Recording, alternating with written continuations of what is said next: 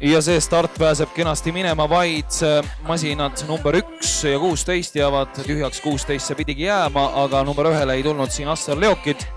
Vaatame nüüd üle, siin on kindlasti favoriidid rada number 3, Kaido Ruul, mullune võitja, aga ka mullused 2. ja 3. on kohal täiesti Indrek Vait ja Aaren Ansper, nii et nemad kindlasti on siin peafavoriidid, aga eelsõitude põhjal kindlasti tuleb märkida Priit Soomi võimeid sinna kullamängu sekkuda, sest et eelsõitude kõige võimsam vaieldamatult parim liidraeg 3.07,5 oli see, mis siis Soomi viis edasi ja Soom muidugi on praegu seal kusagil 6.-7. positsioonil ja hoopis Hannes Noormets rajalt number 7 on seda võistlust esimese kolmandiku järel minemas seal juhtima ja üsna võrdselt Indrek Vaidiga nad seal tulevad.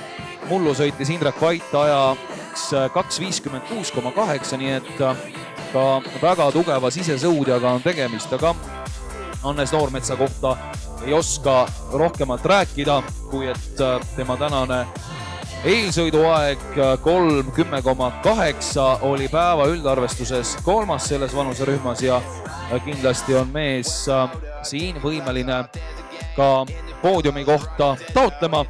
Aga nüüd väga võrdselt on Hannes Noormets ja Indrek Vait siin liikumas, pigem nüüd Indrek Vait on võtnud Noormetsa siin kinni ja Aaren Ansper mulluse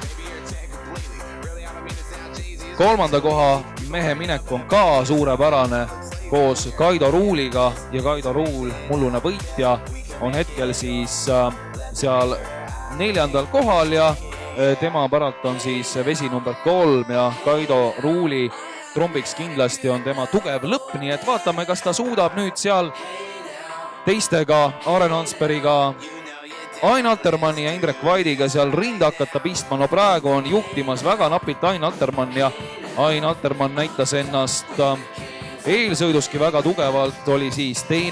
resultaadiga 3.09,3 ja on minemas praegu, kui 200 meetrit jääb kõigest lõpuni. Ülipõnev lõppakord on sellele sõidule tulemas ja Ain Altermann on juhtimas, teisena Aaren Ansper, 2 meetrit vaid kaotust, 3. aga Indrek Vait, 3 meetrit kaotust. Aaren Ansper ja Ain Altermann täiesti võrdses seisus, no ei ole seal praegu üldse võimalik eristada, kes siis on hetke liider, mõlemad juhivad, nüüd napilt on ees Aaren Ansper ja 50 meetrit jääb sõita. Kes keda, kas Ansper Altermanni või vastupidi ja tundub, et Indrek Vait on mulluse 2. koha mehena nüüd jäämas poodiumi madalamale astmele ja õnnitleme siin Aaren Ansperi 2.56,1, mis siis tähendab seda, et mullune 3. koht vahetati võimsa tulemusega siin esikoha vastu ja 4 sekundit parandust võrreldes eelmise aastaga. Ain Altermanni võime õnnitleda suurepärase tulemuse eest 2.56,8 ja 2. koht ning 3. Egert Term 2.57,6, nii et CrossFiti esindaja tegi ka võimsa etteaste siin. Väga põnev oli see sõit ja need sõidud, mis siin nüüd järjest tulevad, on üha põnevamaks minemas.